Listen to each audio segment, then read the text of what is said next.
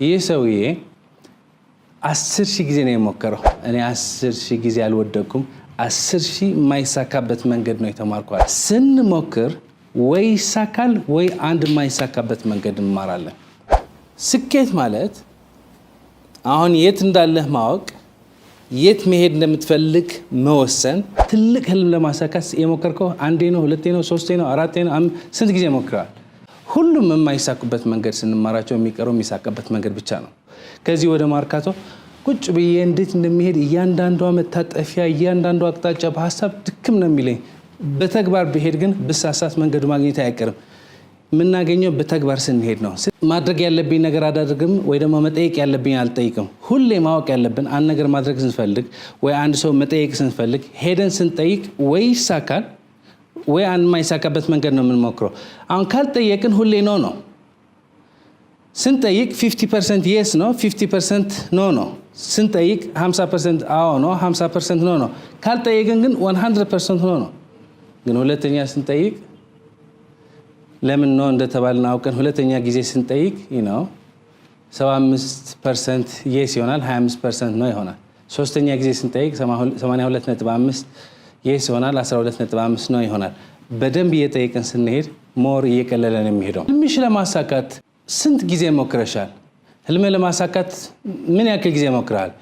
እኔ ድንቅ ነኝ፣ ትልቅ ህልም አለኝ፣ ህልሜ ይቻላል። ግን ህልም ለማሳካት ምን ያክል ጊዜ ሞክረሃል? አንዴ፣ ሁለቴ? በተለያዩ ፕሮግራሞች ብዙ ነገር ይነግሩኛል። በቅርብ አንድ ልጅ ስጠይቃት 7 ጊዜ ሞከርኩ ከዚህ በኋላ አይሆንም ብላ ተስፋ ቆርጣ ነበረ። ምስጢሩ ስታውቀው ግን አሁን ተአምር የፈጠረች ነው ያለችው። እሷ ብቻ ሳይሆን ብዙ ሰዎች ተስፋ ቆርጦ የነበሩት ትክክል ምስጢር ሲያውቁት እኔ ምንም አልሞከርኩ ብሎ ይሄድ ናቸው። ግን አብዛኛው ጊዜ እኔ ዳዊት ተወኝ ስንት ጊዜ ሞክሬያለሁ የሚሆን ነገር ብዙ ጊዜ ሞክሬያለሁ የሚባለው አባባል ደስ አይለኝም። በቁጥር ንገሩኝ ነው የምለው። ስንት ጊዜ ሞክረሃል? አንዴ፣ ሁለቴ? ትልቅ ህልም ለማሳካት የሞከርከው አንዴ ነው፣ ሁለቴ ነው፣ ሶስቴ ነው፣ አራቴ ነው? ስንት ጊዜ ሞክረሃል? ወል ስለ አንድ ሰው ልንገራችሁ። ይህ ሰውዬ አንዴ ሁለቴ አይደለም የሞከረው። ይህ ሰውዬ 10,000 ጊዜ ነው የሞከረው። ምን ለመስራት? መብራት ለመስራት፣ አምፑል ለመስራት። ማን ይባላል? ቶማስ ኤዲሰን። ቶማስ ኤዲሰን ብርሃን ለመስራት፣ አምፑል ለመስራት 10,000 ጊዜ ሞከረ። ኤግዛክትሊ 10,000 ላይ ሆን ይችላል፣ ግን ወደ 10,000 አካባቢ የሚሆን ጊዜ ሞከረና ጋዜጠኞች ሄዱ። ቶማስ ኤዲሰን ለምን ተስፋ አትቆርጥም? አንተ እኮ 10,000 ጊዜ ወድቀሃል አሉት። ምን አላቸው? እኔ 10,000 ጊዜ አልወደኩም፣ 10,000 የማይሳካበት መንገድ ነው የተማርኩ አላቸው። ኢትስ ቬሪ ፓወርፉል። ከቶማስ ኤዲሰን እኔ በጣም ነው የተማርኩት። ዋና የተማርኩት ነገር ምንድን ነው?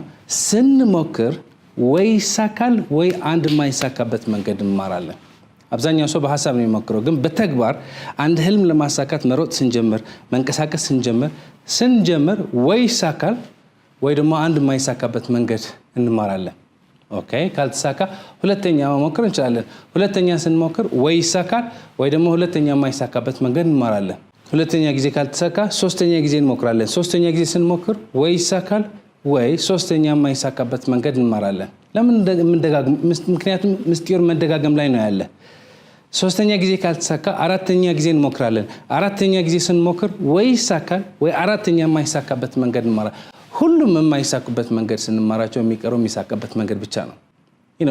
እናውቀዋለን እኮ በህይወት በሀሳብ ብቻ ለረጅም ጊዜ ተስፋ እንቆርጥ። አንድ ልጅ መጣና ምን አለኝ? ዳዊት የምትለው የአንተ ስልጠና እውነት ነው፣ ግን እኔ ተወኛለኝ። ለምን? ምክንያቱም 1 ሚሊዮን ጊዜ ሞክሬያለሁ፣ 1 ሚሊዮን ጊዜ አልተሳካልኝም አለኝ። 1 ሚሊዮን ጊዜ አልተሳካልህ? እባክህ 1 ሚሊዮን የሞከርከው ህልምህ ለማሳካት 1 ሚሊዮን የሞከርከው መንገድ ንገረኝ አልኩት። አዎ ዳዊት 1 ሚሊዮንማ እንዴት አድርጌ ልሞክር እችላለሁ? ወደ 100 ጊዜ ነው የሞከርከው አለኝ። ኦኬ 100 ጊዜም ብዙ ነው። 100 ጊዜ ከሞከርክ 100 ጊዜ የሞከርከው ንገረኝ አልኩት። አዎ ዳዊት ምን ሆነ ነው? 100 ጊዜማ እንዴት ሞክራለሁ? 2-3 ጊዜ ነው የሞከርከው አለኝ። በደንብ ስጠይቀው ግን 2-3 ጊዜ አልሞከረም፣ ምንም አልሞከረም። ይሄ ሰውዬ በሀሳብ ሞከረ፣ በሀሳብ እምቢ ያሉት፣ በሀሳብ ተስፋ ቆረጠ፣ በሀሳብ ወደ ቤት ተመለሰ። አሁን አብዛኛው ጊዜ ስለዚህ ሰውዬ ታሪክ ስንሰማ ወይ እንደምማለን ወይ እንስቃለን። ግን መደመም ወይ መሳቅ አለብን በራሳችን ነው። ምን አለ ትልቅ ህልም ወደኛ የመጣ ተአምር መፍጠር የምንችልበት የነበረ ግን ብዙ ሰበብ በማሳበብ ትተነው ወደ ኋላ የተመለስ። ቶማስ ኤዲሰን ምንድነው ያለው? ሞክሩ አብዛኛው ሰው አይሞክርም፣ በሐሳብ ነው የሚሞክረው። ከዚህ ወደ ማርካቶ ቁጭ ብዬ እንዴት እንደሚሄድ እያንዳንዷ መታጠፊያ እያንዳንዷ አቅጣጫ በሐሳብ ድክም ነው የሚለኝ። በተግባር ብሄድ ግን ብሳሳት መንገዱ ማግኘት አይቀርም። የምናገኘው በተግባር ስንሄድ ነው። ስለዚህ ይሄ ቪዲዮ ልክ እንደሰማሽ ዝጉትና አንድ አክሽን ውሰዱ። ወደ ህልማችን ሊወስዳችሁ የሚችል አንድ ነገር ጀምሩ። እኔ በህይወቴ የሞከርኳቸው ነገሮች አሉ። አንዳንድ ነገሮች እፈልጋቸዋለሁና ማድረግ እፈልጋለሁ፣ ግን እፈራለሁ፣ ትንሽ እሳቀቃለሁና ማድረግ ያለብኝ ነገር አዳድርግም ወይ ደግሞ መጠየቅ ያለብኝ አልጠይቅም። ሁሌ ማወቅ ያለብን አንድ ነገር ማድረግ ስንፈልግ ወይ አንድ ሰው መጠየቅ ስንፈልግ ሄደን ስንጠይቅ ወይ ይሳካል ወይ አንድ ማይሳካበት መንገድ ነው የምንሞክረው። አሁን ካልጠየቅን ሁሌ ነው ስንጠይቅ 50% yes ነው 50% ነው። ካልጠየቅን ግን 100% ነው። ግን ሁለተኛ ስንጠይቅ ለምን ነው እንደተባልን አውቀን ሁለተኛ ጊዜ ስንጠይቅ 75% yes ይሆናል፣ 25% ነው ይሆናል። ሶስተኛ ጊዜ ስንጠይቅ 82.5 yes ይሆናል፣ 12.5 ነው ይሆናል። በደንብ እየጠየቅን ስንሄድ ሞር እየቀለለን የሚሄደው። ኤኒዌይ ከቶማስ ኤዲሰን የምንማረው በሐሳብ ሳይሆን በተግባር እንሞክር። የቶማስ ኤዲሰን ሌላ በጣም ደስ የሚለኝ ነገር አይረካም። በቶማስ ኤዲሰን ሰዓት ምን ነበረ? ሻማ ነበረ፣ ጧፍ ነበረ። ይሄ በቂ አይደለም፣ እኔ አምፑል መስራት ፈልጋለሁ፣ እኔ መብራት መስራት ፈልጋለሁ አለ። ከቶማስ ኤዲሰን የምንማረው ነገር አሁን ስላለን ነገር ፈጣሪ እናመስገን፣ ተመስገን እንበል። ቀናችን በተመስገን ጀምሮ ግን አንርካም። ምክንያቱ ስንረካ መተኛት እንጀምራለን፣ መሸነፍ እንጀምራለን፣ ወደ ኋላ እንመልሳለን። ስለዚህ ሁሉም ነገር ይቻላል፣ ግን በተግባር መሞከር አለብን። አሁን ጥያቄው አቅማችንን አይደለም፣ ጥያቄ አፈጣጠራችን አይደለም። አፈጣጠራችን ድንቅ ነው፣ አቅማችን ድንቅ ነው። እዚህ ጋር ምንም ድርድር የለም፣ ምንም ጥያቄ የለም። ጥያቄ ምን ላይ ነው? ይህ አቅም በየትኛው ደረጃ ነው የምንጠቀመው? አሁን ሌላ ሰው አንፈትሽ፣ ራሳችን ፈትሽ። እኔ ድንቅ ነኝ፣ ግን አቅም የምጠቀምበት ያለው ደረጃ የቱ ጋር ነው? ተራ ነው? ደካማ ነው? መጥፎ ነው? በጣም መጥፎ ነው? ወይስ እጅግ በጣም መጥፎ? ከተራ በታች ከሆንን አስቸኳይ የሆነ እርምጃ መውሰድ አለብን። ግን አሁን የተሻለ ጥያቄ ልጠይቃችሁ። የተሻለ እኛ ድንቅ ነን፣ አቅማችን ድንቅ ነው፣ ግን አቅማችን የምንጠቀምበት ያለው ደረጃ የቱ ጋር ነው? ተራ ነው? ወይስ ጥሩ ነው? ወይስ ታላቅ ነው? ወይስ ድንቅ ነው? ወይስ እጹብ ድንቅ? ፈጣሪ የፈጠረን ድንቅና እጹብ ድንቅ አድርጎ ነው የፈጠረን። ግን አቅማችን የምንጠቀምበት ያለን ደረጃ የቱ ጋር ነው? አሁን ደግሞ አካፍላችኋለሁ። ስኬት ማለት አሁን የት እንዳለህ ማወቅ፣ የት መሄድ እንደምትፈልግ መወሰን፣ አሁን ካለህበት ወደምትፈልገው ለመሄድ መነሳት ማለት ነው። የት እንዳለህ ማወቅ፣ የት መሄድ እንደምትፈልግ መወሰን፣ ካለህበት ተነስተህ ወደምትፈልገው መሄድ ማለት ነው። አሁን ሁለት ነገር ነው የሚያስፈልገን። የመጀመሪያው ነገር ምንድነው? አሁን የት እንዳለን ማወቅ። ሁለተኛ ምንድነው? የት መሄድ እንደምንፈልግ መወሰን። ከዛ ካለንበት ተነስተን ወደምንፈልገው መሄድ ነው። ትልቁ ችግር ሰው የት መሄድ እንደምፈልግ አይወስንም። ትልቁ ህልሙ ምን እንደሆነ አይወስንም በግልጽ ማለት ነው። ሁለተኛው ችግር አሁን የት እንዳለ አያውቅም። በቦታ የት እንዳለ ያውቃል። በቦታ እዚህ ነው ያለው፣ 22 ነው ያለው፣ ቤት ነው ያለው ያውቃል። ግን በአእምሮ ደረጃ የት እንዳለ አያውቅም። ራሱን ቁጭ ብሎ አይገመግምም። እንዴት ነው የማስበው? እንዴት ነው የምሰራው? ስንት ሰዓት ነው የምነሳው? እንዴት ነው የምንቀሳቀሰው?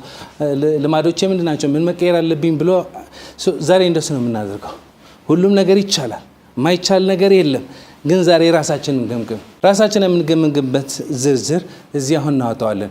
አሁን ከመጀመሪያ እንዳየነው ፈጣሪ ድንቅ አድርጎ ነው የፈጠረን። ድንቅ አድርጎ ብቻ ሳይሆን የፈጠረን ፈጣሪ በህይወት ዘመናችን ሙሉ ከምንጠቀምበት በላይ አቅምና ችሎታ ሰጥቶናል። ይህ አቅም ስንጠቀምበት ተአምር ብቻ ነው መፍጠር የምንችለው። አሁን ጥያቄው አቅማችንን አይደለም፣ ጥያቄ አፈጣጠራችን አይደለም። አፈጣጠራችን ድንቅ ነው፣ አቅማችን ድንቅ ነው። እዚህ ጋር ምንም ድርድር የለም፣ ምንም ጥያቄ የለም። ጥያቄ ምን ላይ ነው? ይህ አቅም በየትኛው ደረጃ ነው የምንጠቀመው? አሁን ሌላ ሰው አንፈትሽ፣ ራሳችን ፈትሽ። እኔ ድንቅ ነኝ፣ ግን አቅም የምጠቀምበት ያለው ደረጃ የቱ ጋር ነው? ተራ ነው? ደካማ ነው? መጥፎ ነው? በጣም መጥፎ ነው? ወይስ እጅግ በጣም መጥፎ? ከተራ በታች ከሆንን አስቸኳይ የሆነ እርምጃ መውሰድ አለብን። ግን አሁን የተሻለ ጥያቄ ልጠይቃችሁ። የተሻለ እኛ ድንቅ ነን፣ አቅማችን ድንቅ ነው፣ ግን አቅማችን የምንጠቀምበት ያለው ደረጃ የቱ ጋር ነው? ተራ ነው? ወይስ ጥሩ ነው? ወይስ ታላቅ ነው? ወይስ ድንቅ ነው? ወይስ እጹብ ድንቅ? ፈጣሪ የፈጠረን ድንቅና እጹብ ድንቅ አድርጎ ነው የፈጠረን። ግን አቅማችን የምንጠቀምበት ያለን ደረጃ የቱ ጋር ነው? አሁን ሌላ ሰው አንፈትሽ፣ ራሳችን እንፈትሽ። አንድ ልጅ እንደዚህ ቢኤስ ጠይቃት ዳዊት እውነትህ ነው እኔ እኮ የእህቴ ባል ሰውየው በጣም ተራ ነው አለች። ስለሱ ምን አገባሽ? አሁን መፈተሽ ያለብሽ ራስሽን ነው። ኦኬ አሁንም ይሄ ቪዲዮ ስታዩ አባቴ እኮ ተራ ነው፣ እናቴ እኮ ተራ ነው፣ አስተማሪያችን እኮ ተራ ነው። ኖ አሁን መፈተሽ ያለብን ራሴ ነው። ኦኬ እኔ እንዴት እየተንቀሳቀስኩ ነው? እኔ እንዴት እየሰራሁ ነው? ተራ ነኝ ወይስ ደካማ? ተራ ነኝ ወይስ ጥሩ ወይስ ታላቅ ወይስ ድንቅ ወይስ እጹብ ድንቅ? አብዛኛው ሰው ተራ ነው። አብዛኛው ሰው ራሱን ሲፈትሽ በትክክል ሲፈትሽ ማለት ነው እንደዚህ አድርጎ ሲያስብ በትክክል ሲፈትሽ ራሱን ተራ ሆኖ ነው የሚያገኘው። ለምን ተራ? ምክንያቱም ተራ መሆን ቀላል ነው፣ ድንቅ መሆን ከባድ ነው። ተራ መሆን ቀላል ነው። አብዛኛው ሰው ተራ ነው። ስለዚህ ሁሉም ሰው ተከትለ ተራ መሆን ቀላል ነው። መፈተሽ አለብን። አብዛኛው ጊዜ አስተሳሰባችን፣ ስሜታችን፣ እምነታችን ተራ በማድረግ ተራ መሆን ስለሚቀለን ነው ተራ ህይወት የምንኖረው። አሁን እንፈትሽ፣ ተራ ነኝ ወይስ ድንቅ? ምክንያቱም የተራ ህይወት ቀላል ነው፣ ግን መጨረሻው ደስ አይልም። ተራ ሰው የሚያስበው ሀሳብ ተራ ነው፣ የሚሰራው ስራ ተራ ነው፣ የሚያድገው እድገት ተራ ነው፣ የሚነሳበት ሰዓት ተራ ነው፣ ቢሮ የሚገባበት ሰዓት ተራ ነው፣ በቢሮ ገብቶ የሚሰራው ስራ ተራ ነው፣ የሚኖረው ህይወት ተራ ነው። አጠቃላይ ህይወቱ ተራ ህይወት ነው የሚኖረው። ተራ ህይወት ይኖራል፣ ተራ ሞት ይሞታል፣ ተራ የቀብር ስነ ስርዓት ይፈጸምለታል። በተቃራኒው ድንቅ ሰው በድንቅ ሰዓት ነው የሚነሳው፣ ድንቅ ሀሳብ ነው የሚያስበው፣ ድንቅ ስራ ነው የሚሰራው፣ ቢሮ በድንቅ ሰዓት ነው የሚገባው፣ የሚሰራ ሁሉ ድንቅ በሆነ መንገድ ነው የሚያደርገው፣ ድንቅ ስራ ይሰራል፣ ድንቅ መስሪያ ቤት ይመሰርታል፣ ድንቅ ህይወት ይኖራል፣ ድንቅ ሞት ይሞታል፣ ድንቅ የቀብር ስነ ስርዓት ይፈጸምለታል። አሁን ዋና ቁም ነገሩ የቀብር ስነ ስርዓት አይደለም፣ ግን ድንቅ የሆኑ ሰዎች አሁን እዚህ ጋር ስለ ኃይሌ ገብረስላሴ ያወራ ነው፣ ስለ ቤተልሔም ጥላሁን ያወራ ነው፣ ስለ ቶማስ ኤዲሰን ያወራ ነው። አንዳንዶቹ በህይወቱም የሉ፣ እነ ቶማስ ኤዲሰን በህይወቱም የሉ፣ እነ ራይት ብራዘርስ በህይወቱም የሉ። በአገራችን ጀግና የሆኑ ታሪክ የሰሩ ሰዎች በህይወት የሉም፣ ግን እስከዛሬ ድረስ ስለነሱ እናወራለን። ድንቅ ሰው ከሞተ በኋላም አይረሳም። ተራ ሰው ግን እያለ ነው የሚረሳው። በአንዳንድ ትላልቅ መስሪያ ቤቶች እዚህ የሚሰራ የነበረ ልጅ የት አለ ብላችሁ ስታይቁ ምስኪን እሱማ አንድ ወር ሆኖበት እኮ ከለቀቀ ነው የሚባለው። ተራ ሰው ቢኖር ባይኖር ምንም ልዩነት አይፈጥርም እና ይረሳል። ተራ ሰው ብቻ ሳይሆን ተራ ሱቅ ይረሳል። አንዳንድ ሱቆች በጣም ድንቅና በጣም ወሳኝ ስለሆኑ እንዘጋለን ካሉ ሰው ይሳቀቃል። ከነሱ በኋላ ምን እንሆናለን ነው የሚለው። አንዳንድ ሱቆች ግን ተዘግቶ አንድ ወር ሙሉ እንደተዘጉ ሰው ልብ አይልም።